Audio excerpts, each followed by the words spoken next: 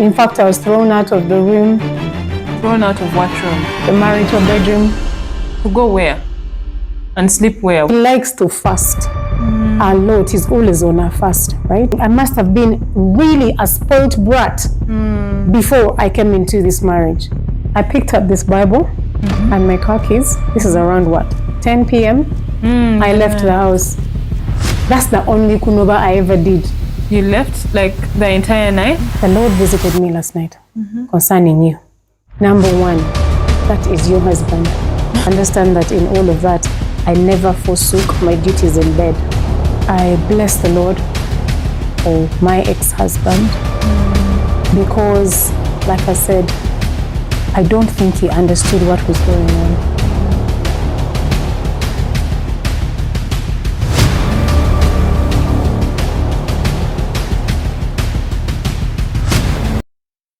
So that is basically the first year. This is within the first year of my marriage. I am struggling to understand the person that I got married to. And at the same time, trying to accommodate. Like I am breaking to accommodate him because, like I said before, having been single for a while and doing things according to my rules, the house is according to my rules, there was a bit of a climate change there. And looking back now, the thing that happened the most in the first year of my marriage was being disconnected from my immediate circle. I told you about Maureen slowly being put on the side. Mogabo, after he left our house, there was other incidents where my husband kept bringing me ideas as to why he's a bad person. As to why Mogabo is not a good person, yes. Like he's not a good company. Not that he's a bad person, but not good for our marriage. Or this is what I dreamt about him. Or this is what he does. This is what he said. And that was the toughest because this is somebody I had worked with for a while and not just as friends, but spiritually. I believed in him. But it got to a point where I had to put the marriage first. For me, that was the biggest sacrifice ever, to lose that friend in this marriage. Were they, Mugabo and your then husband, were they not friends at that point? Clearly not, because he wasn't comfortable with him being our friend in this marriage. And then, in fact, before Mugabo, there came a part where you had to go. Sorry, I've never told you this. But hey, people have to know. He started to tell me how you are not good for this marriage. I think he always had those incidents, all the way she speaks to the nanny, commanding the nanny to do this. When was that? But I was still staying with you at that point? Yeah, Luboa. Oh, wow. Yeah. So there was reasons of, Nicole is rude to the help, and there was reasons. And I thought to myself, okay, how am I going to do this? Because this is my child, you understand? But then God is so smart. I wasn't about to tell you anything. And today it is just for the record, for the person that has to be helped. But God is so smart, but because that's around about the time when you had to go back and keep our late mom's house. Because I'm trying to remember what help we had at that point. Because it was Betty. With the kind of relationship that we have with helps, I'm trying to understand at what point as being. Listen, me, I know now. I know, I know you so well, and I know your relationship with everyone. But he presented it in a manner of, you are rude to the help, therefore you're not good for this home. And several other things. And I'm listening to this person. And I have to make this decision of how do I send my child away. But that's round about the time when the Lord spoke to us about you going back to mommy's house and, learning how to housekeep before you walk into your own marriage. So that was smooth, but it hurt me the most. Because remember, prior to the wedding, you and I used to be together every day, go everywhere with you. So there was that episode of everyone that was in my life being removed from me. And it left me in a place of loneliness. And even... So, sorry, I want to ask. Now, since you of course, you are aware of everything that happened in the house, even when I was there. Mm-hmm. So do you feel like he was lying about certain things? Yeah. Because if I was being rude, you would know. So did that make you, did that make you think that he was lying about all these things, coming up with all these stories just to alienate you from your Let me tell you something. In the beginning, you don't really see it. Because they come in a loving manner. Yeah. And you're working toward this thing that you have started. He's showing you that he's concerned. Yes, he comes in a concerned way, not necessarily shoving people aside. So it takes a bit of time for you to wake up and think, hang on a minute, I've had this before. Yeah. This is very familiar. So, I'd wake up in a space where, okay, now I don't have anyone anymore. That's when you start to... Yeah, and you think, where did this one go to? How come you find fault with everyone that's close to me? Yeah. So I developed this mechanic where if you are my very, very close friend, I'll not talk to him about you. Because it will end up with him coming up with a concept of that person stepping away. And all of this I took innocently, yeah? So it came to a point now where we moved house, and that's when we went to live elsewhere. But in the process of moving house, that's round about the time when his son came to live with us. Okay, so before the son, you've introduced him to all your people, close people, and he's trying to push you away from them. The ones that he found. Yeah. And have you met any of his friends at this point? Have you met, his family, close friends? Funny enough, we hardly got visitors at home, his friends. Or if they came, they never lasted long. You'd have, oh, so-and-so is my good friend. I remember in the beginning, we were at a restaurant and I tried to ask him, okay, tell me, who are your friends? Because I was having challenges and I have no one to discuss with of how can I go about this. And I asked in a concerned way, who are your friends? And then he snapped, like I'd asked a very wrong question, you understand? So I got into that space where...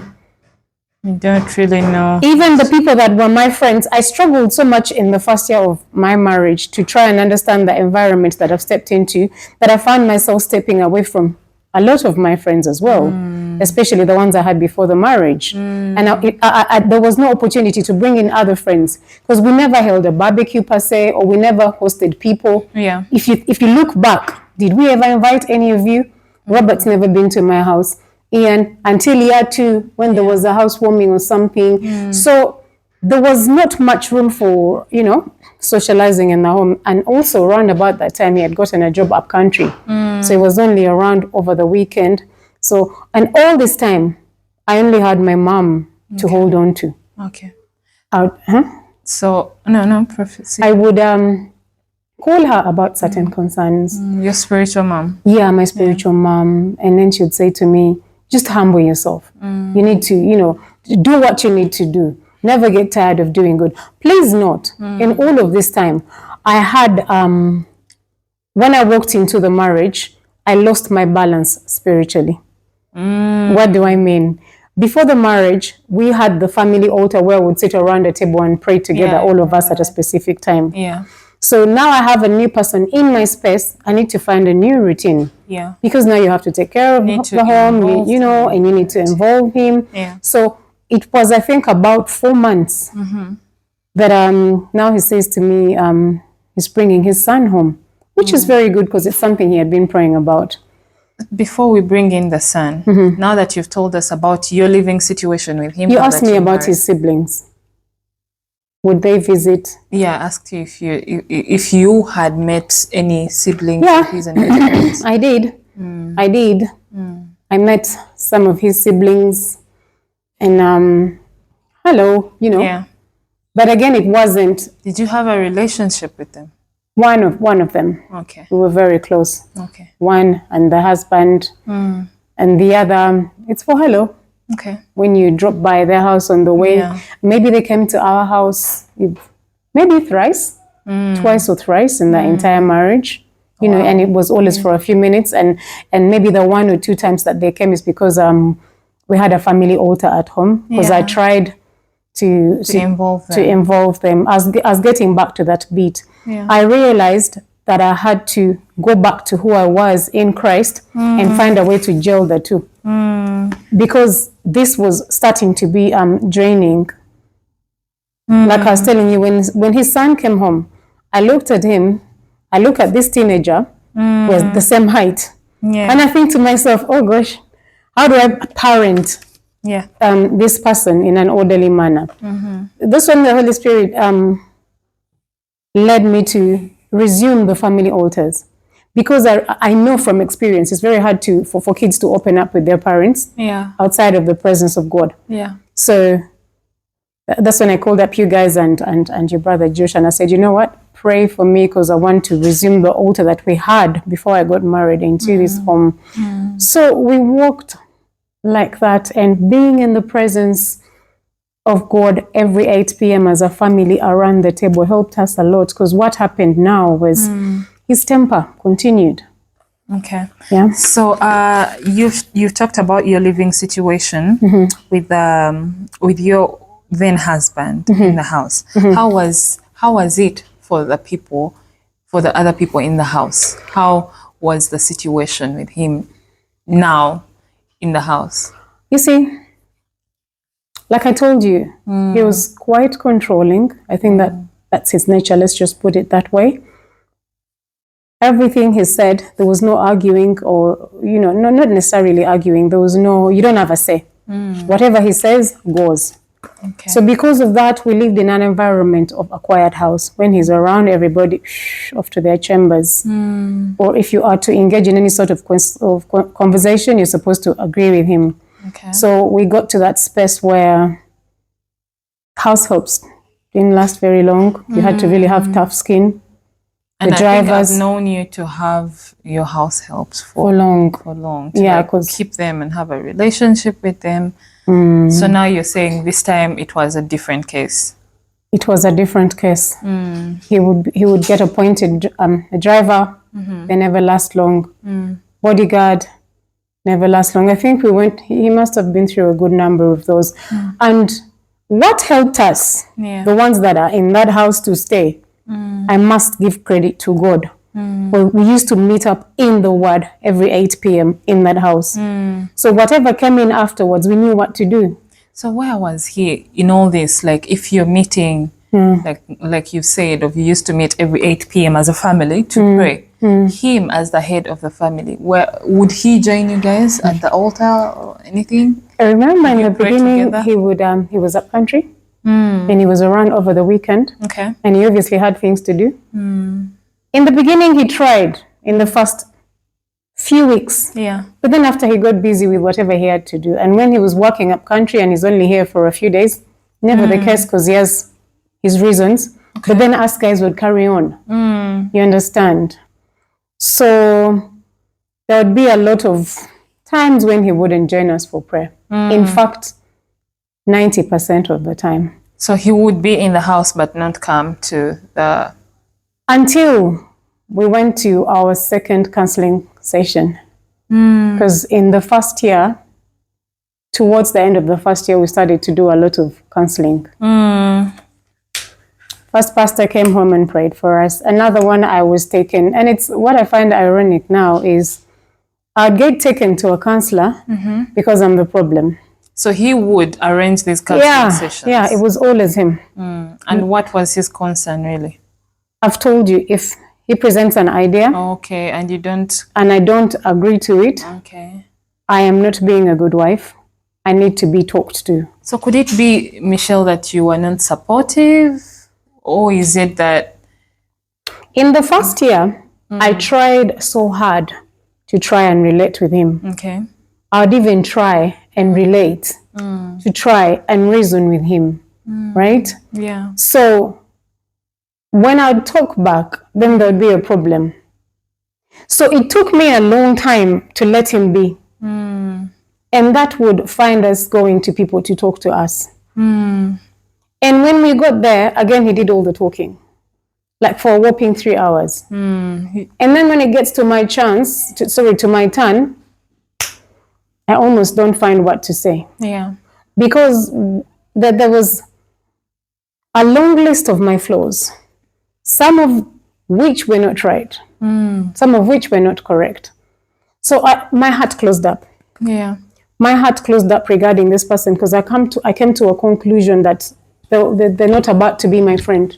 Okay. They're not about to be my friend. So there's no point me saying what I have to say because it will come back to me. You understand? Yeah. Being married, it takes a lot. Marriage is a thing of the mind. It starts with understanding one another. And to understand one another, it starts with communication. But every time he would say something and I tried to say something back, I would be, talked down on, like, you don't know what you're saying, keep quiet. And what's interesting is, So in other words, you just had to be there and, yes, I'm listening. but you see, I'm not just, it's pushing me more into the word. Yeah. That's why I like to say people that this gentleman helped me a lot. He pastored me a lot because every time I faced a challenge from his side or being pushed away, I'd come back to the word. Yeah. So it helped me. That's when I started documenting my life. What do you mean by documenting? How? I do alone time every morning. Every morning I sit down, I write down my thoughts. Yeah. Because I had no one to talk to. Remember, at this point, I don't have friends. Yeah. So I document my life. One page, I write how my day went. The next page, I copy some verses from the Bible. Copy and paste as if my Bible is going to get lost. Yeah. I copy and paste. Then from there, I get a revelation.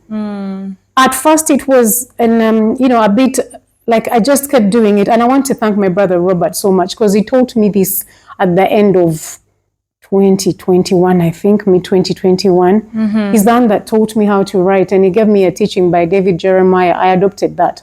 So every time I'd face something from home, I'd put it on paper. Then I write the verses, and then the verses speak back to me. That's how I learned how to get a revelation of the word. Wow. So it was like a remote control. Okay. And remember, my mom had told me that, Michelle, this person is your trainer. He's here to train you. So every time he goes off on one, be quick to ask yourself, what have I done? What am I learning? Where do I need to change? So this woman erased it from my head of, Michelle, stop pointing fingers at him. First, look at yourself. Where do you need to be fixed? Then in the end, I'll go to the word. Then the word will start to talk to me as well. I see. And then the kids in the house started to survive because the word would speak to all of us. I remember there's a time, I think it was Easter holiday, Easter weekend. Easter weekend can go for 4 days. Yeah. The kids were so concerned. We had the guy that cleans the compound and his son. So we had like 2 boys in the house, 3 boys. Yeah. So they were so concerned, like, oh my God, 2 days we can sit through in case uncle is upset. But what's going to happen? 4 days is a lot. They even prayed and fasted about it. Like, we pray that we have a peaceful weekend. So it became easier for us because we had 5 days of the week. And then you spend the whole of Friday in anxiety. But like I said, it pushed me in the word. Number 2, it pushed me to serve because that's when I started the Bible study altar with the kids at my church every Tuesday. So I had to find every day of my life had to be jam-packed with serving, putting in the word, so that when he returns and there's something that would trigger him, and here's the challenge, you'd never tell what's going to piss him off. So in other words, you did not have that the family moments of, let's sit down as a family, let's watch a movie, have food together. Those moments were never there. No, we were just on eggshells serving him. Yeah. Okay. You understand? Serving him. So it was the Bible and nothing else. So, and that's how ministry was birthed inside of me. That's when I began doing the podcast. Okay. And the guys that listen to my podcast before the YouTube, they will tell you that it was deep. It was coming from a troubled place. So I remember I got up one morning and he wanted a shirt, me to iron a shirt for him to put on. And it was just this one shirt, the pink one. There was others. And I said to him, why don't you wear the ones that are ironed so I can do this one later? We went off on one. So then you say, okay, I'll always make sure that these shirts are in line. But you don't know that next weekend it will be the socks. Yeah. I can't find this specific one. Why do you guys... So, I went out and I made sure I buy many pairs. So it's never the socks. Then it's the hanky. So we get to that space where you never know what's coming. Yeah. We had a guy that was fired because of socks. One of the helps at home. So we had to learn Because the socks went missing, so he got He fired. was asking for socks, and he said this guy spoke to him in a disrespectful manner. But what I learned, I noticed a trend with the helps. Remember now, in this house, it's an altar. Yeah. We call upon the name of the Lord every 8 p.m. But every time I help so much as got a revelation, when they start to get a revelation of who God is, and they start to understand how to act like, in a Jesus manner, and we all learn to be quiet about things and just look on, there'll start to be a problem. They'll have reason to get fired. I started to think like, you know what, this is really the hand of God in this thing, because I have people who would come in at the beginning of the book of John, then they leave at the end of the book of John. Oh. Then another one comes in at the beginning of the book of Acts, and they leave at the end. So you'd have people in and out of your house. Well, let me tell you, house. Here's what's interesting. I'm sorry, I'd have to move forward a bit. The second last 2 or 3 people that we had before I left, they would come in with Bibles. There's a girl that was fired unceremoniously, and I have a challenge. I really bond with these people. Like, I love them like they're my own. So when a moment would arise and someone has to go, I would proper cry out to God. I would go outside and cry because I love them. And, we're used to this person. They know how to handle the child and everything. And then they have to go. So I remember crying so hard. There's one that And I know how painful it can be, especially if you have a child and this person has really been. There's one I had to, 2 of them I had to drive them back to wherever they come from. One we took Betty back together, him and I. Yeah. But there's one that I had to take back. And when I was explaining to his mom, I was crying, I was tearing and mucus and things. But they know him because, they've dealt with him in their past lives. So it became so torturous that I made a decision. I'm not going to bring a maid here. And also when they come in here, I will not bond with them. Yeah. I don't want to get emotionally attached. So I let him go bring one. But this girl came in with a Bible. That's where I was headed.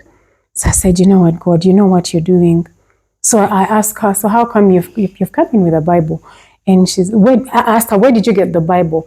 Oh, I gave my life to Christ a few months ago, and my pastor gave me this Bible. And I didn't know how to read it, so I'm glad that we're doing this now, and I actually understand it. So the house became, on one side, there's a fire. On this other side, Jesus is speaking more. And there's incidents where when it would come to 8 p.m., Bible time, that's when he would gather all of us and he says, okay, now we need to cook this meat. We need to do this.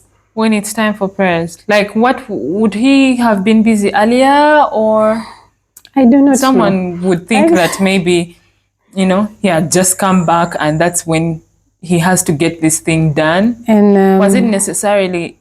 I can't tell you. When it's time. There was a time when it was time for the altar, he has a wrestling match to watch.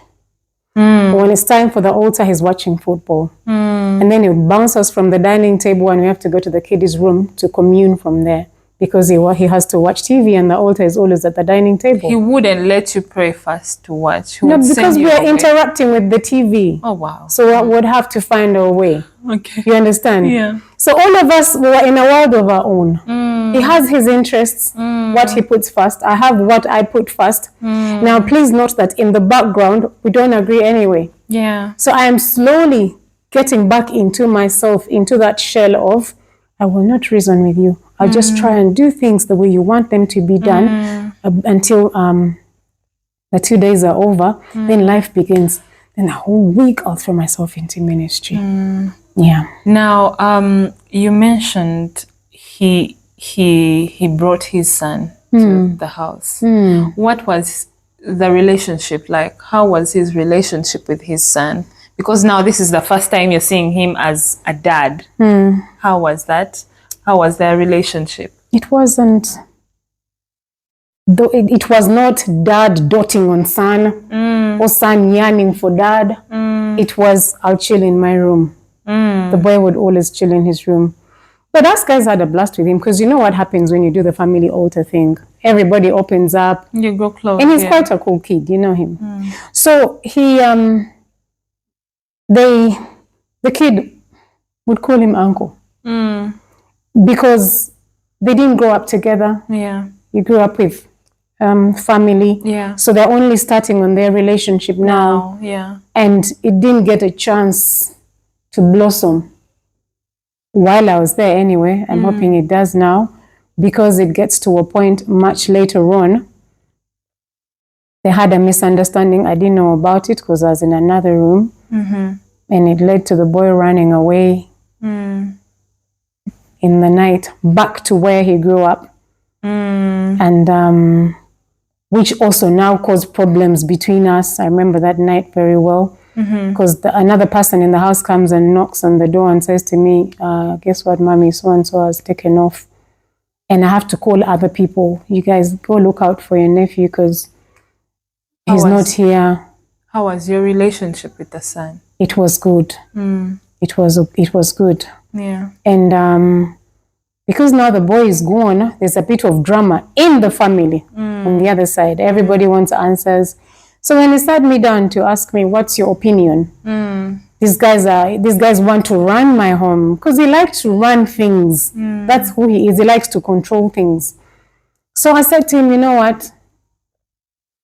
I think it's best you go and clear the air with these people, since they play a certain role in your life of authority. And so because I didn't side with him, I became the problem. In fact, I was thrown out of the room. Thrown out of what room? The marital bedroom. To go where? And sleep where? I was bounced to my son's room. But the good news is the first thing they threw out for me was my Bible. And for how many days were you bounced from? I was happy to be in my son's room. I think, was it a week or two? And here's what's interesting. Why were you happy? Because I was not happy where I was with him. Anywhere away from him would make you happy, give you peace. Because I didn't know how to relate peacefully with this person. Remember, I'm going through this, how do I be a good person? How do I be a good wife? But I'm not feeling like the other person is putting in the effort so we can meet halfway. So, and then I close up to just be the good person. And I give limited answers because I got to a spot where now the Lord said to me, Michelle, let your words be few. I need your words to be few. And if I can back up a little, earlier on in the first year, I remember one time I was driving down and I was very confused about something that had happened in the house. And a voice, very audible, a voice when I was driving down, and a voice said to me, Michelle, don't do as he does. So I thought to myself, what do you mean? The Bible screams submit. So don't do as he does. And that's when my mom said to me, he is your trainer. So he's teaching you something. There's something that's not right with you. So just humble yourself to learn. So part of me learning was to learn how to be in a place and not say much. Already I was suffering from knowing too much. Because of overly being zealous in the word, I felt like I had the right opinion for every statement. But every time I would speak back, it'd say to me, keep quiet, you don't know what you're saying. And then when I'd put my head down, I have dreams where Jesus is coming to me and saying, counselor, you're a counselor. You're going to counsel my people. You're going to counsel the women and the children. So I had to learn how to be two people. The one that sits here and listens to everything that you're saying. I even learned how to say, yes, Sebo. Yes, sir. Which wasn't me from before. That's why I always give God the glory for the marvelous work that the Lord used this person for in my life. To reduce so that other people may increase. So it puts me in a place of thinking I must have been really a spoiled brat before I came into this marriage. And that's what, when I see young girls, because I relate with a lot of youth, when I see a person that's overly intelligent, overly bright, overly confident, I am happy for them, especially when they have a deep revelation of the word. But I always put them aside and I say to them, you know what? Thank you for knowing, but you need to know when to keep quiet. Because no man is going to appreciate a smart ass. No man is going to allow you to outshine them. So you need to know when to be the wife and be quiet and just say yes, yes, yes. So you mentioned that he wouldn't join you for the family altar. Would you at least have, time just for the two of you to pray, maybe read the Bible together, pray together? No, read the Bible hardly. If I can count, there were 3 or 4 times. Wow. But, and in the end, he would ask me that, come and teach me, teach me the word. But by that time I had learned the spirit that's operating behind him. Like this, he was unable to submit under anything or anyone. I'd seen examples where he could not submit under his siblings, Yeah.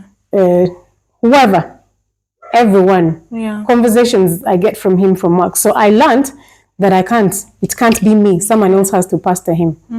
But there's something I wanted to bring out. Yeah, the religious part. See, I met this person in church, and they were churchgoers, ardent, morning, noon, and night. And he likes to pray.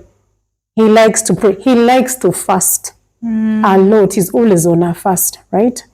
So he would go to a different church. I would go to a different church as well. Because the Lord had instructed me clearly to go to the church that I attend. You got married too. Yeah. And he was still at the church where we met. Well, okay. Yeah.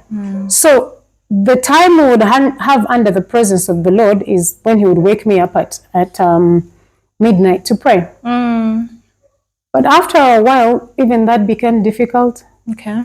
Because anything that I did during our usual lives, he would bring it to the knees and report me to God in my presence. Dear God, the woman that you gave me, like how Adam, no, he really knew how to accuse. Hey, the woman that you gave me.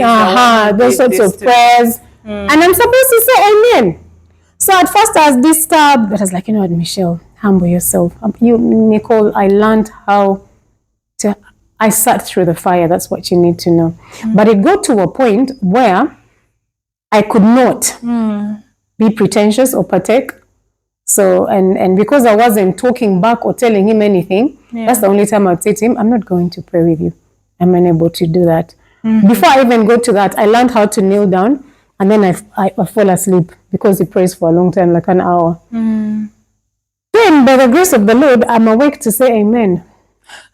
You understand? But you were not really praying. You just... I struggled so much spiritually because I could not agree with who he was spiritually.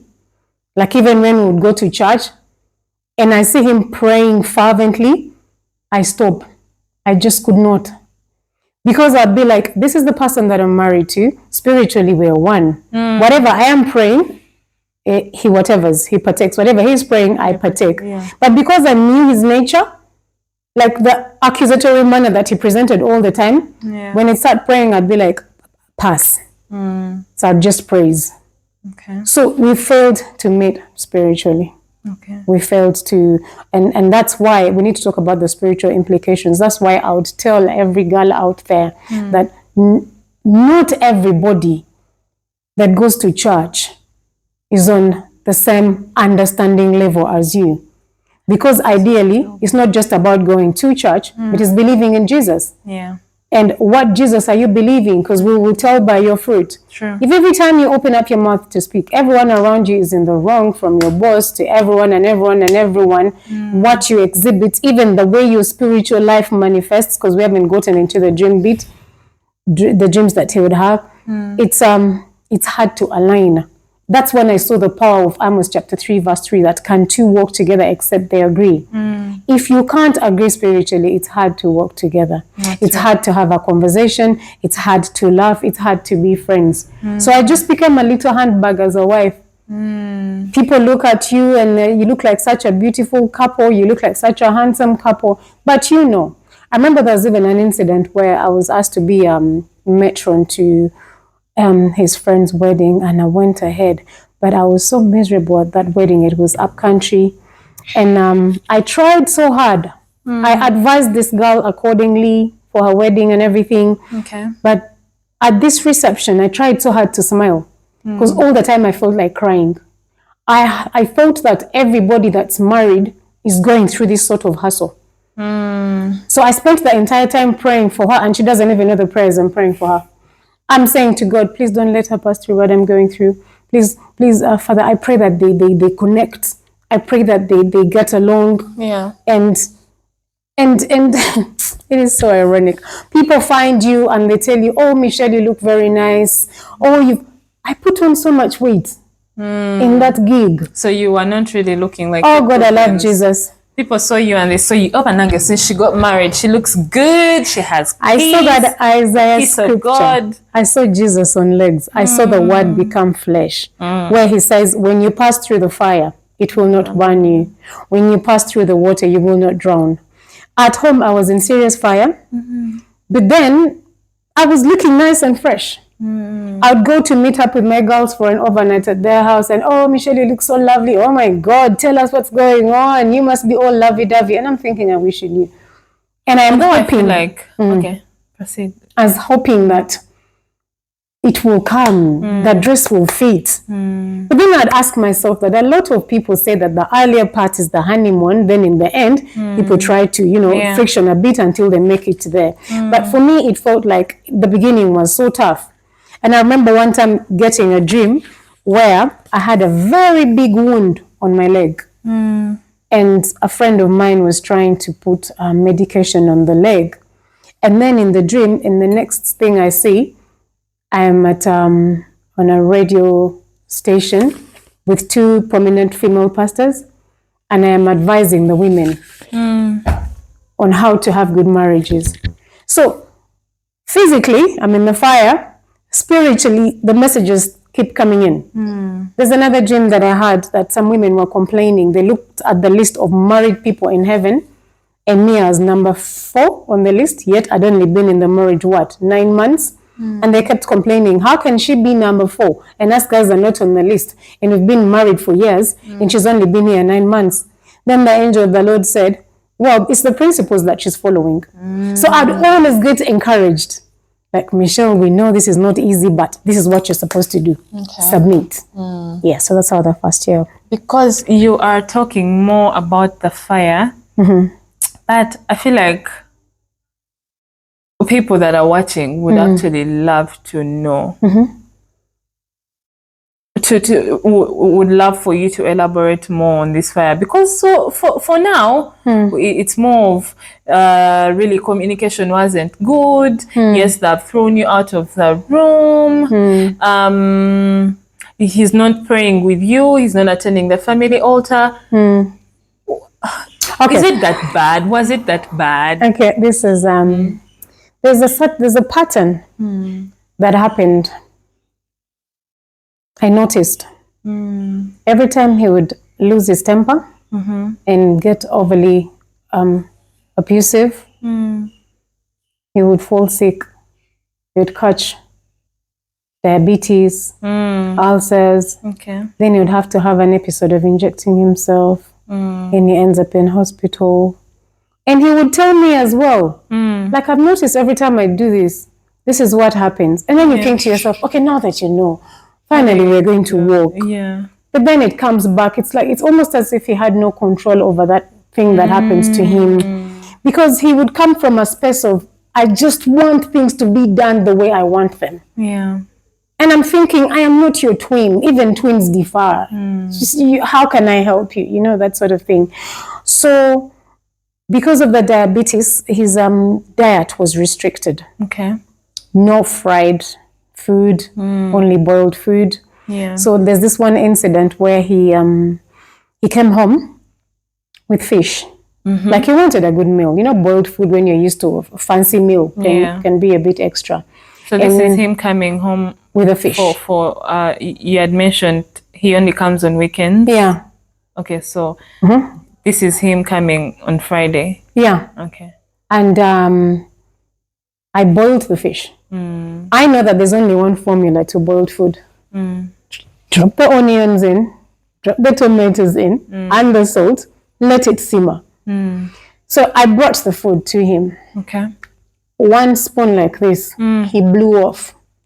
The food is not nice, it's not tasty. I'm thinking, what can I do for you? I forgot to tell you. In the beginning, every time he would tell me off, I'd run away from him. Like, if we're in the room, and I learned how to sense when it's coming. So when he would start, I would take off. You run away. I ran to the next room. And then I can hear his words. That's the problem with you. You never listen. I'm thinking, dude, me, I don't want war. You understand? There's a way to go about these things. So at that time, we're at the dining table and he's starting to blow off. I looked at him like, really? I picked up this Bible and my car keys. This is around what? 10 p.m. I left the house. That's the only kunova I ever did. You left like the entire night? No, you're not listening. I drove out. Yeah. We were in Accra. I drove up. Let me tell you, I cried. I cried as I drove out. I remember when I was leaving, the help asked me, Mommy, are you leaving? Because if you're leaving, I'm also leaving. I told her, you stay here. Stay with my son. So I got this Bible and the car keys. I drove off. I screamed in that car. I cried. And I think that time, in my long time, I was doing the book of Matthew. So I started to scream at God. I told him, excuse me, Jesus, you are not fair. You are not fair. In Matthew chapter 4, you were tested only 3 times. How is it I'm on the up 10th time? Like at what point do you send the angels to minister to me? Because Matthew chapter 4 says, and then the devil came, and then 3 incidents. Yeah. But in verse 11 it says, and then the angels of the Lord came in and ministered to Jesus, so the ministry could begin. At this point, my mom has made me understand, Michelle, you're being trained for ministry. And she and I are fighting, and I'm telling her, what do you mean by ministry? And she says to me, your testimony will help a lot of women. And I'm saying to her, I already testified at MCF. Then she says, inside of you, there's some powerful gems. There's some stones in you that have to come out. Then I say to her, you go back and talk to your God. Am I the only person that, can't they use other women for the next episode? Can I just have peace? So anyway, I'm in this car and I'm quarreling with Jesus. I'm saying, look, you're not fair. Yeah. At what point do you send me the angels? So I drive up on a hill. This is at 10. And I'm holding that steering wheel and screaming, wailing from the bottom of your stomach. inside, I am talking early 2022 or end of 2021. So, Still in the first year. Yeah. so my phone rings and it is my mom. She always knew when to phone. I thank God for this woman so much, Mama Laila. She's a gem. So she phoned me and I start crying in her ear. I tell her, listen, where are the angels? Like, Michelle, what's happening? Tell him to send the angels. I want to see some wings now. I am not going back. She asked me what has happened and I'm just crying my gut out. So she says to me, okay, hold on, let me give you to my pastor to talk to you. So she put her pastor on the phone. And then the man asked me, my daughter, what is wrong? And I said to her, the cross is so heavy. And then he said, let me carry it for you. Let me help you. And then I felt something go off me at that point. A big load off of my back. And he talked to me. I don't know what else he told me. And then after he said to me, can you go back home now? I said, yes, I'll go back. So I ran away from home for, I think, an hour.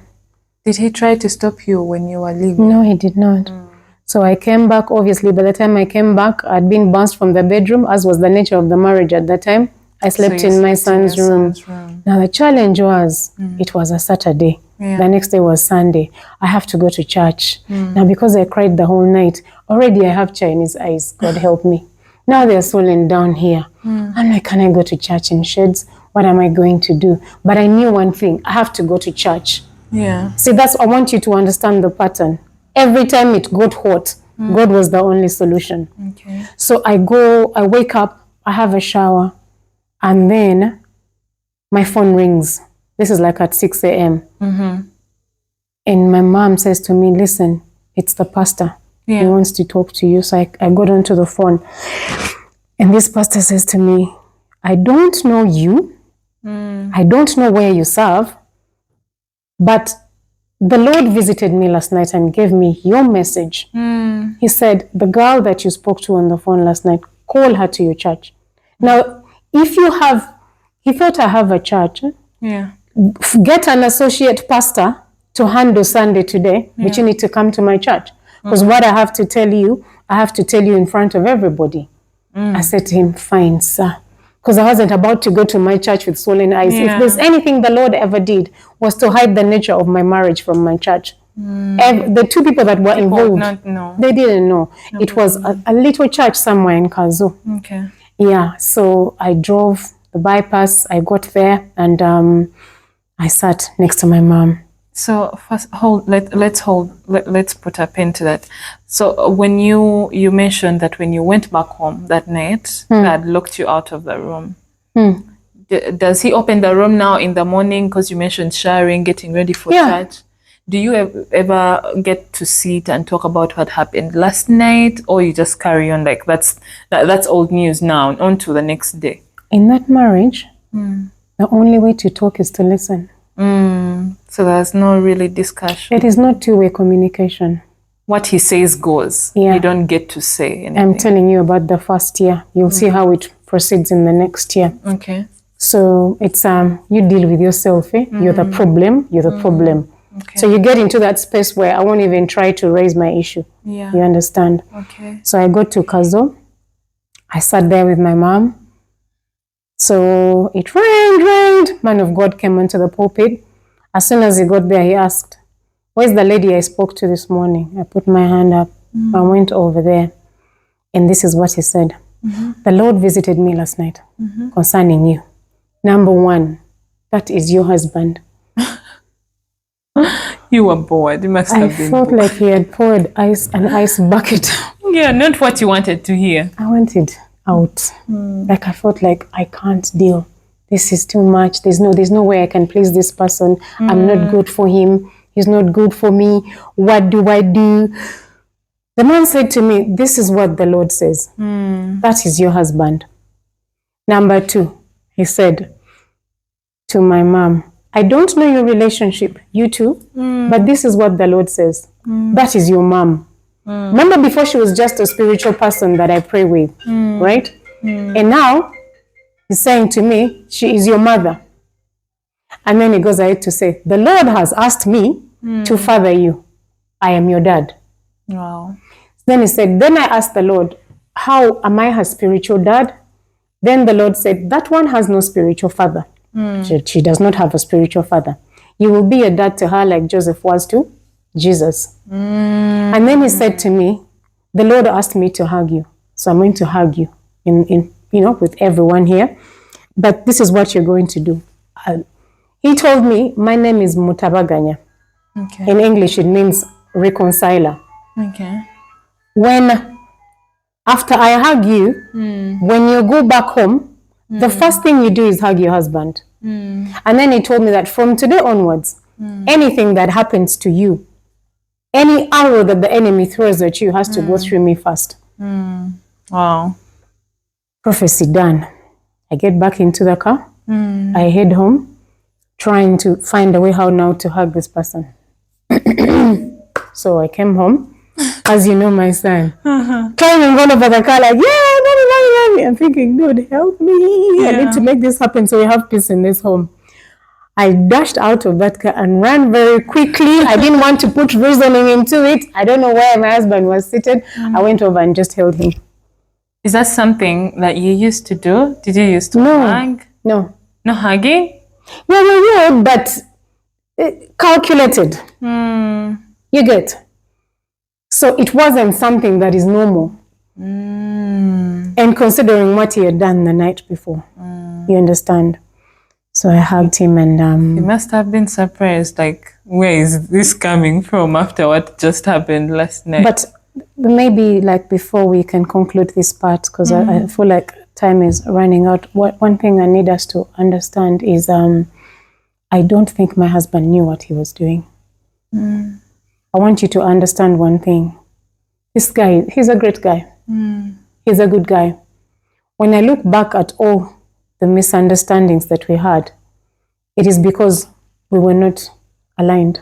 We could not agree. You understand? His mindset was elsewhere. Mine was elsewhere. And all he needed was me to agree with who he is. Okay. Whatever his suggestion, I'm supposed to say yes, yes, yes. And because of that, he didn't give me an opportunity to love him, to open up to him. So I was just abiding. I was just being submissive. Because I've also come to learn that a submissive wife is not a loving wife, especially if the husband is just a ruler. It's supposed to be mutual love and mutual submission, but all of those are birthed from a point of understanding. Okay. You need to understand the same principles in order for the heart to warm up, and then you relate. Wow. Wow. Thank you. Thank you for that. I wanted to briefly ask,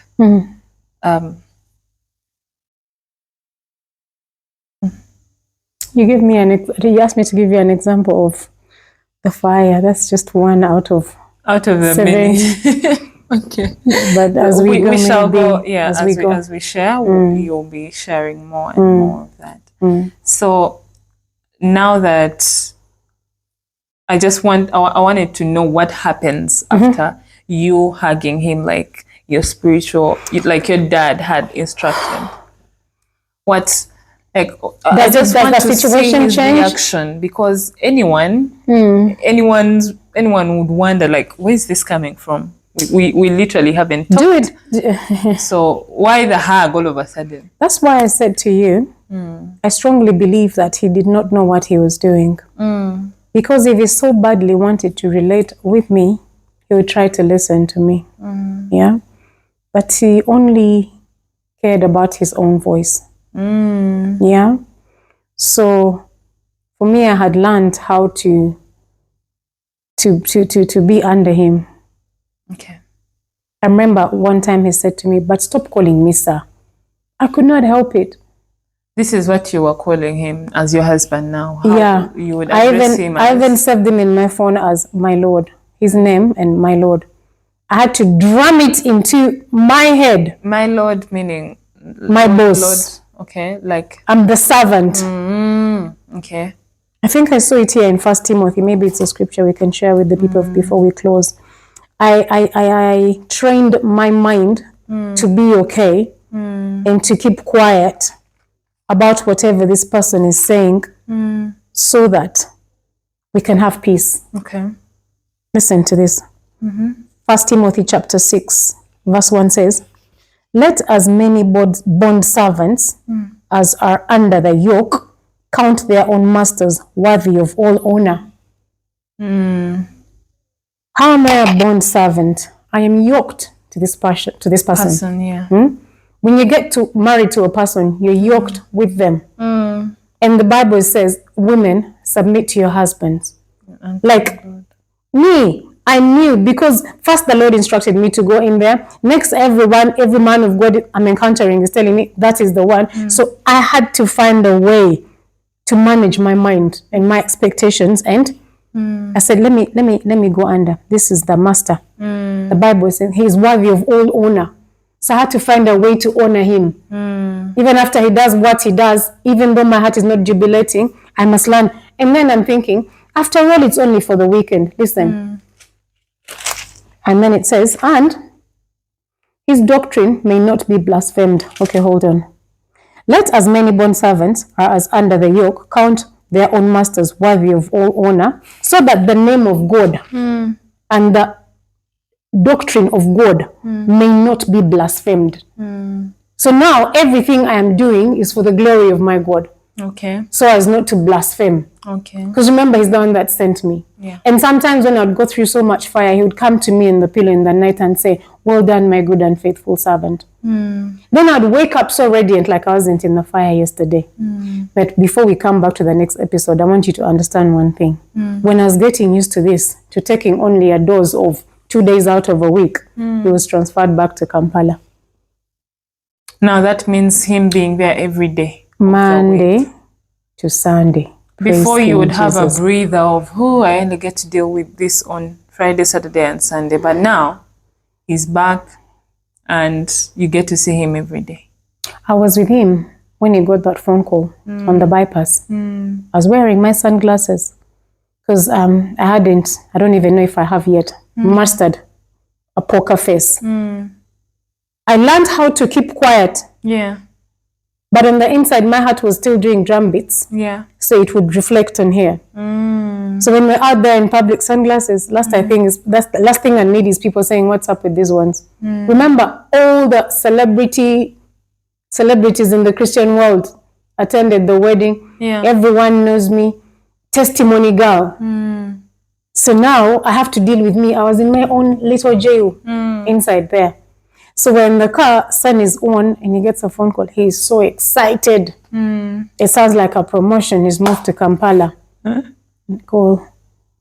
I was looking at the skies. At that time, my favorite song was I will look up to the hills. I Psalm will 121. lift up my eyes to the hills from whence cometh my help. I cried.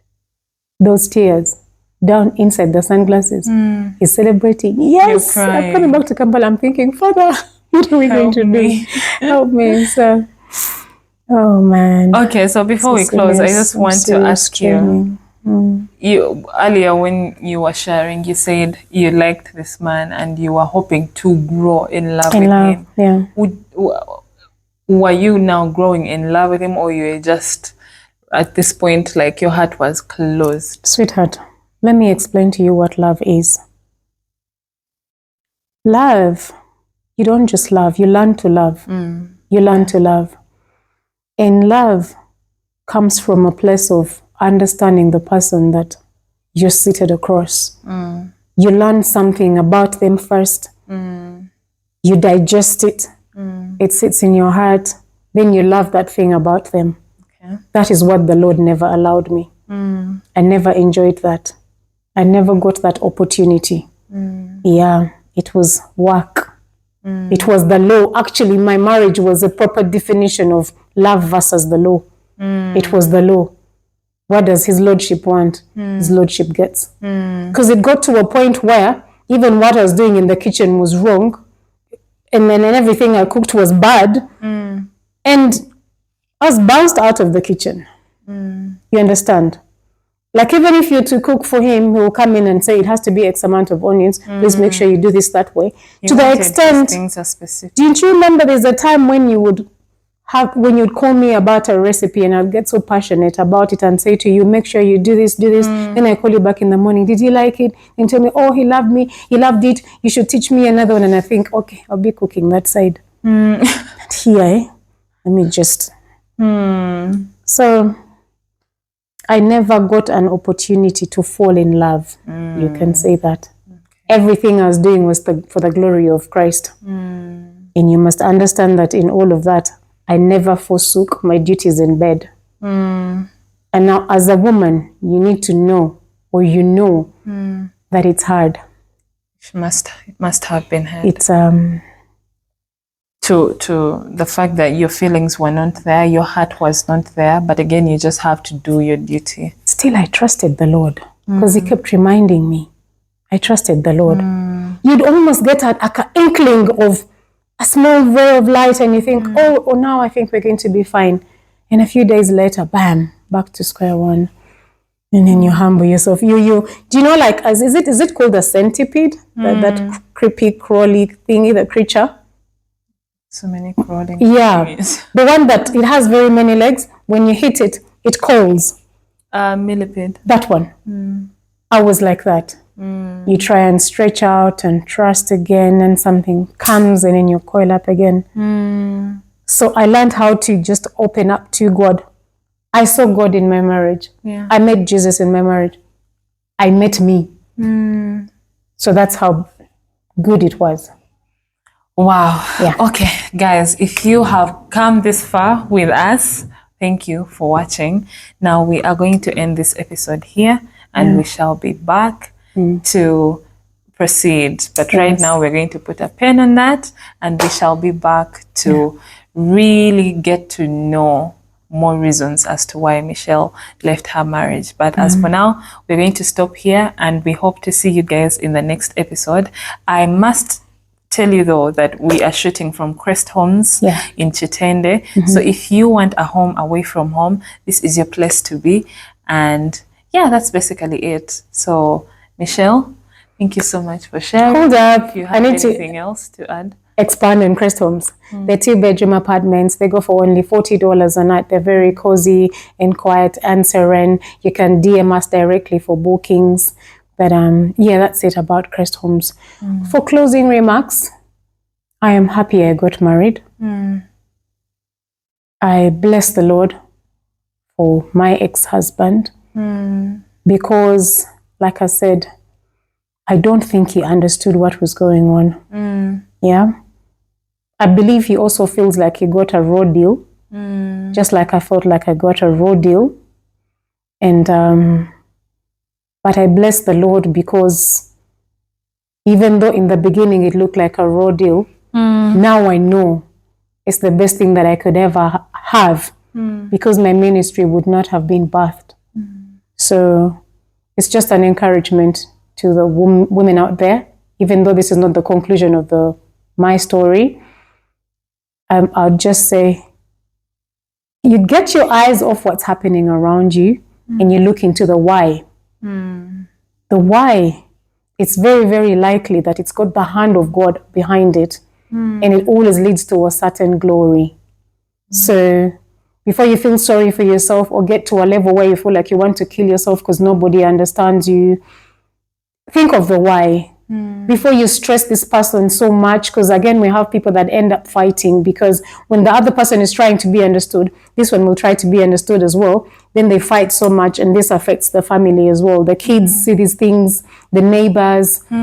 It's before you try to be the last person speaking, the last man standing in this argument, just take a step back and ask yourself why. And the only answer, the only legit answer, the solid why that you can come up with, or the solid because to the why, is in the Word of God. Okay. Only God can help us. Whether you entered by instruction or you are already in it, God is always there to jump in when you let him in, and everything will be for his glory. All right, guys, if we continue, we might not finish, but we're going to stop this one right here, and we'll be back with the other episodes. So see you guys next time. Thank you. Bye.